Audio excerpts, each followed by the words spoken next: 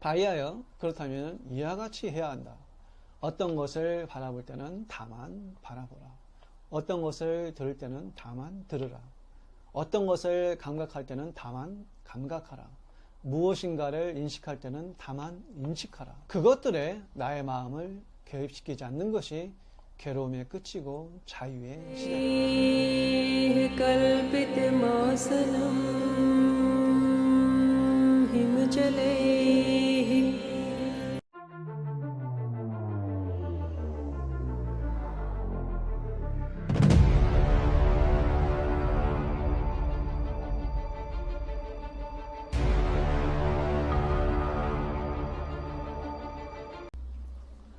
안녕하십니까, 바보따 자입니다. 반갑습니다. 좋은 인연입니다. 오늘은 여러분들과 더불어서 이 괴로움에서 벗어나는 이 공식에 대해서 짧게 얘기해 볼까 합니다. 우리가 이제 수학 문제를 보면은 이 수학에는 항상 공식이라는 게 있잖아요. 공식을 알아야 그 문제에 쉽게 접근할 수가 있고 문제에 대한 답을 비교적 원만하게 풀 수가 있습니다. 이 공식을 모르면 답을 낼 수가 없죠. 인생의 여러 문제와 고통도 그와 같습니다. 우리가 고통에서 벗어나려면 그 고통에서 벗어나는 공식을 알아야 되는 거죠. 부처님이 깨달음을 얻으셨다는 게 뭡니까? 그 공식을 발견했다는 겁니다. 무슨 공식입니까? 일체의 괴로움으로부터 벗어나는 이 공식을 깨치신 것이죠. 그래서 우리가 경전을 읽고 성인의 말씀을 먼저 배우는 것은 나의 무지와 무명을 녹이는 일이잖아요. 다시 말해서 뭡니까? 공식을 우리가 배우는 겁니다. 그래서 먼저 이 문자신법을 알아야 한다는 거예요. 알아야 고통에서 벗어날 수 있는 그런 힘이, 내면의 힘이 생깁니다. 그리고 문자신법을 내 안으로 녹이는 간조신법이 필요합니다. 이게 실생활에서 늘 그 도리를 간주하고 도리를 회광반조하면서 자신을 비추는 겁니다. 자, 그럼 여러분, 인간이 고통을 받는 원인은 어디에 있을까요? 그리고 고통에서 벗어나는 방법에는 여러분 무엇이 있을까요? 고통의 본질, 고통의 뿌리는 과연 뭘까요? 고통에서 벗어나는 공식은 과연 무엇일까요? 여러분도 많이 들어본 말일지도 모릅니다. 고통을 받는 원인은 경험의 내용물과 동일시되기 때문입니다. 그럼 고통에서 벗어나려면 답은 간단합니다. 경험의 내용물과 동일시되지 않는 거예요. 그럼 동일시란 무엇인가? 자, 먼저 여러분 한 가지 실험을 해볼게요. 여러분의 살을 한번 꼬집어 보세요. 살짝 아프게 이렇게 비틀어 봅니다. 어떤 느낌이 드시나요? 살이 어그러지면서 세포가 활성화되고 이 전기 자극이 뇌에 보내짐으로 해서 우리가 고통을 느낍니다. 그렇죠? 여기에 분명 고통이 존재하고 있습니다. 아픔이 있습니다. 그런데 자세히 간주해 보면은 고통의 경험이 있고 그것을 경험하는 고통의 경험자가 있습니다. 자, 그럼 여기서 여러분 누가 아픈 것인가요? 아프다는 그것은 그 실체는 과연 뭔가요? 고통을 경험하는 그자가 아픈가요? 고통을 경험하는 그자는 보거나 듣거나 잡을 수 없는 존재인데 우리가 아플 수가 있나요? 그자가 아플 수가 있나요? 그 참나는 다만 알아차릴 뿐입니다. 그 참나는 다만 자각할 뿐입니다. 그 참나는 다만 지켜볼 뿐입니다. 그 참나는 다만 간조할 뿐입니다. 고통의 경험자는 그대로예요. 아픔의 경험은 있지만 경험자는 아프지 않습니다. 옛날 어떤 선사께서 이런 말씀을 하셨어요. 추워도 춥지 않은 자리, 더워도 덥지 않은 자리에 가라. 이 말이 뭔 뜻일까요? 경험자 그자를 말하는 겁니다. 과거 베트남 군사독재 한 거에서 스스로 몸을 불살라 소신공양했던 티깡둑 스님 있죠. 그분은 이제 그 불길 속에서도 뜨거운 불길 속에서도 의연할 수 있었던 것은 고통의 경험만 있을 뿐 경험자는 그대로임을 알기 때문에 그 경험자의 삶매 속에 있었던 거죠. 주인공 자리는 불에 타지 않거든요. 참나는 그 무엇으로도 손상시킬 수가 없습니다. 태고종의 충단 스님도 소신공양하신 분이죠. 경기도 가평의 감로사에서 새벽 4시에 일어나셔가지고 나무더미를 추스려 쌓고 그 위에 가부좌를 틀고 앉아 스스로 불을 당겼습니다. 85세에 노승이 있었어요. 경험자로서의 절대 삶에 들고 육신과의 분리가 일어날 때 우리가 할 수 있는 일이죠. 동일시에서 안전히 자유로울 때 할 수 있습니다. 우리가 tik강숙 스님이나 충단 스님처럼은 할 수 없고, 사실 흉내 내세도 안 되겠지만은 일상에서 경험과 경험자의 분리는 충분히 우리가 훈련하며 쌓아가실 수 있습니다. 그런 많은 부분 수행에 큰 도움이 된다는 거예요. 자, 여러분, 누군가 나에게 개새끼라고 욕을 했어요. 다만 들을 뿐 나를 넣지 않습니다. 나는 다만 들을 뿐이에요. 그리고 누군가 여러분을 때렸어요. 다만 아플 뿐 거기에 나를 넣지 않습니다. 그런데 고통의 시작은 다만 들을 뿐, 다만 아플 뿐 하지 않고 내가 욕을 들었다, 내가 아프다라고 나를 붙이는 겁니다. 이것이 곧 동일시입니다. 어떤 사람이 나를 무시했어요. 무시받은 경험은 있지만 그것은 경험 그대로일 뿐 사실 아무 문제될 것이 없습니다. 문제는 여기에 나를 붙이는 거예요.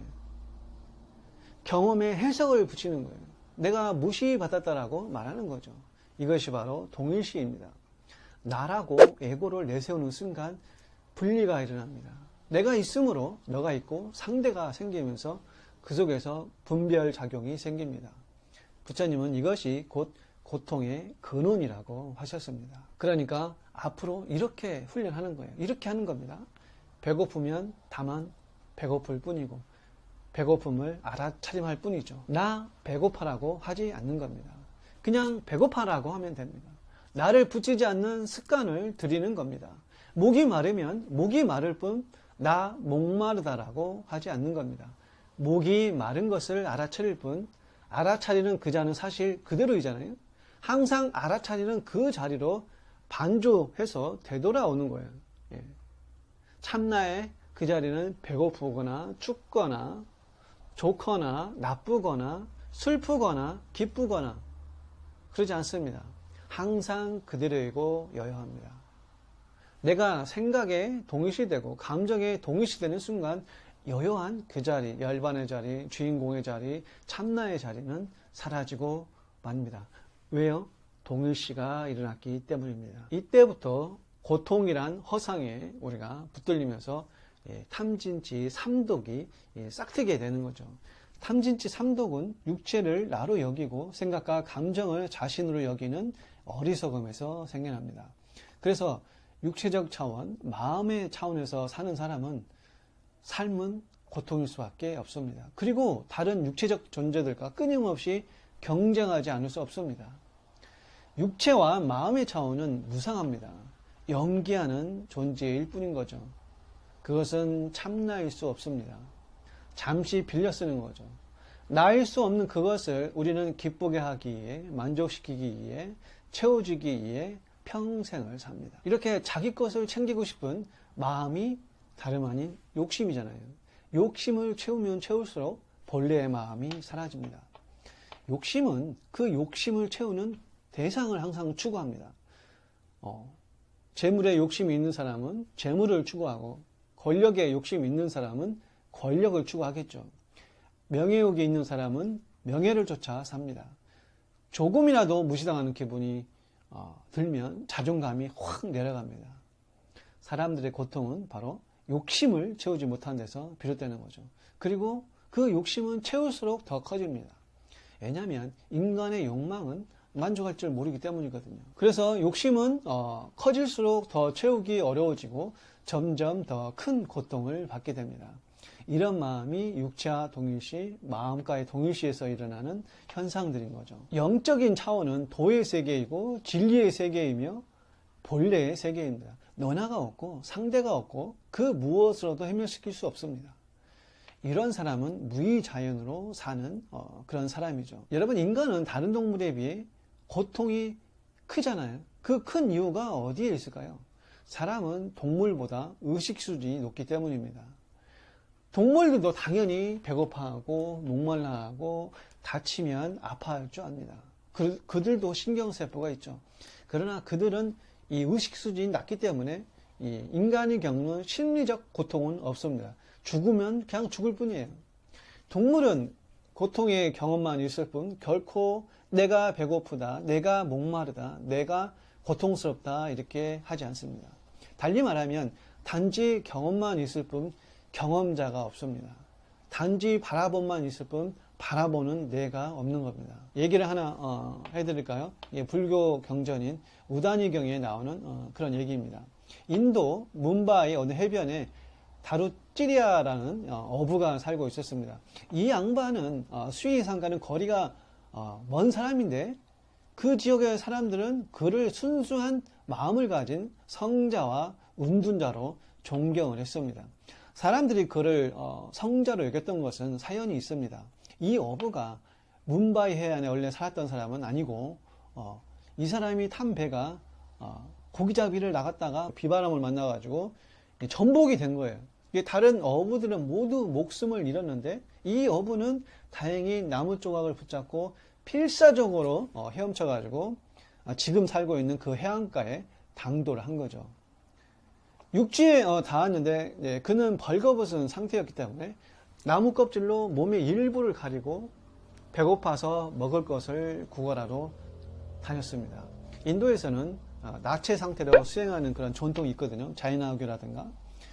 벌거벗은 상태로 다니는 그를 마을 사람들이 보고 고결한 성자가 왔다면서 음식과 이 거처를 제공을 합니다. 바이아는 사실 경전을 읽어본 적이 없고 명상 수행을 한 적도 없는데 사람들이 존경을 해주니까 또 사람들이 선물도 해주고 그러니까 이제 어부로서 거된 생활을 하지 않아도 숙식이 해결되니까 얼마나 좋아요. 그 약간의 성자 흉내만 되는 거잖아요. 그리고 사람들이 나무 껍질만 입고 다니니까 더욱 존경심을 갖게 된 거죠. 다루찌리아라는 이 말도 사실은 나무 껍질을 입은 사람이라는 그런 뜻이거든요. 그런 어느 날 그의 거짓된 삶을 한눈에 알아차린 어느 수행자가 그에게 다가와서 진실한 수행자가 되라고 충고를 합니다. 그러기 위해서는 스승을 만나야 한다고 얘기를 합니다.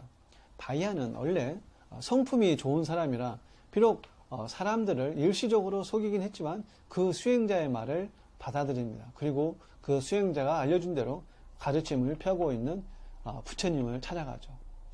뭄바이에서 동인도에 있는 슈리바스타까지 기차로 수십 시간이 걸리는 거리인데 그 먼 길을 한숨도 자지 않고 맨날 며칠을 걸어서 이 부처님을 찾아갑니다. 그리고 마침내 어느 숲에 계신다는 부처님의 거처에 갔습니다. 그런데 부처님은 그 자리에 안 계셨던 거예요. 제자들에게 물어보니까 제자들이 말하길 스승은 지금 탁바라로 마을에 갔습니다. 먼 길을 온 듯하니 여기서 쉬면서 기다리면은 부처님이 곧 오실 겁니다. 이렇게 말을 해요. 그런데 바이아는 고개를 저으며 말을 합니다. 나는 기다릴 수 없어. 나에게는 그럴 시간이 없다는 거예요. 그 스승이 언제 떠날지 모르고 나 역시 언제 죽을지 모릅니다. 그렇기 때문에 이곳까지 오면서 단 한 번도 쉰 적이 없어. 스승을 만나면 그때 쉬겠습니다. 이렇게 말을 합니다. 부처님이 어느 쪽으로 갔는지 말해달라는 거예요. 제자는 스승이 간 방향을 바이아에게 알려주고 바이아는 바로 그 방향으로 부처님을 찾아서 또 떠납니다. 마침 이제 부처님을 발견하게 됐는데 부처님은 그 집주마다 돌면서 탁발하고 있는 중이었어요. 부처님을 본 이 바이아는 부처님의 그 모습 속에서 한눈에 깨달으신 분이라는 걸 알게 됩니다. 영적 기운이 있었던 것이죠. 그래서 부처님을 보자마자 바로 길 한가운데서 이 큰 절을 올리고 부처님께 쉽게 말하면 들이대면서 얘기를 합니다. 당신은 안전한 자유에 이르렀다고 들었습니다. 저에게도 그 길을 가르쳐 주십시오. 부처님은 말합니다. 지금은 알맞은 때와 장소가 아니다. 탁발을 하러 다니는 중이니 내 거처로 가서 기다리라. 탁발이 끝나면 돌아가서 너를 만나겠다. 그러나 바이아는 그때도 고개를 젓습니다. 안 됩니다. 기다릴 수 없습니다. 죽음이 우리들 중 누구에게 먼저 올지 알 수 없습니다. 그러니 지금 대자유에 이르는 그 길을 가르쳐 주십시오. 부처님은 이제 미소 지으면서 다시 말합니다. 지금은 그럴 때가 아니다. 지금은 내가 음식을 탁발해야 된다. 이쯤 되면은 이제 물러날 법도 한데 진리와 어떤 구두의 열정에 목마른 이 바야는 포기하지 않고 부처님께 말합니다. 다음 순간이란 없습니다. 어떤 위험이 당신을 기다리고 있고 저를 기다리고 있는지 알 수 없습니다. 지금이 아니면 안 됩니다. 지금 진리를 가르쳐 주십시오. 이렇게 간청하는 거예요. 그러니까 바야가 이렇게 몇 번을 간청하자 부처님은 비로소 그의 절실한 마음을 이해하게 됩니다. 그런데 여러분 생각해 보세요. 길 한가운데에서 뭔가 임팩트 있고 강렬한 진리를 전하려면 단 몇 줄의 문장으로 진리 전체를 압축해야 되잖아요. 그리고 그 바야에게 필요한 진리가 무엇인지 또 생각해 봐야 되잖아요. 근기를 살펴야 되는 거죠. 부처님은 그때 말합니다. 바야여, 그렇다면 이와 같이 해야 한다. 어떤 것을 바라볼 때는 다만 바라보라. 어떤 것을 들을 때는 다만 들으라. 어떤 것을 감각할 때는 다만 감각하라. 무엇인가를 인식할 때는 다만 인식하라. 그것들에 나의 마음을 개입시키지 않는 것이 괴로움의 끝이고 자유의 시작이다. 그러므로 볼 때는 오직 바라본만이 있어야 한다. 들을 때는 오직 들음만이 있어야 한다. 감각할 때는 오직 감각만이 있어야 한다. 인식할 때는 오직 인식함만이 있어야 한다. 여러분 무슨 뜻인지 아시겠죠? 앞서 말한 것처럼 나를 빼라는 것이죠. 나라는 게 뭐예요? 해석과 판단을 개입시키지 말고 세상을 있는 그대로 투명하게 바라보고 듣고 감각하고 인식하라는 겁니다. 보는 나나 듣는 나나 감각하는 나를 빼고 단지 본만 있고 단지 듣는 것만 있고 단지 감각하는 것만 있을 때 세상에 그 어떤 일에도 휩쓸리거나 동요하지 않는 마음을 가질 수 있다는 그런 뜻입니다. 자유와 해탈에 대한 어떤 깊은 열망을 갖고 있던 바야는 부처님의 그 말씀을 듣고 마음에 깊이 새깁니다. 그리고 길가에 앉아서 바로 명상에 잠깁니다. 부처님의 그 말씀을 사유해 보는 거죠. 그리고 몇 분 만에 바야는 이 집착에서 벗어나서 번뇌로부터 완전히 자유로워집니다. 번뇌가 일어나도 그 번뇌에 휩쓸리지 않는 그 자리를 깨친 거죠. 부처님은 그 말을 전하고 자리를 뜨지만 바야는 새끼뱀 염소에 받쳐서 목숨을 잃고 맙니다. 공교롭게도.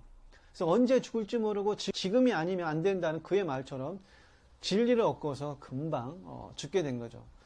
공자는 이런 말이 있습니다, 여러분. 조문도면 석사가이라. 아침에 도를 들으면 저녁에 죽어도 한이 없다는 뜻입니다. 도를 얻고 진리를 깨쳤으니 여한이 없다는 것이죠. 당장 내일 죽어도 오늘 저녁에 죽어도 한이 없다는 거죠.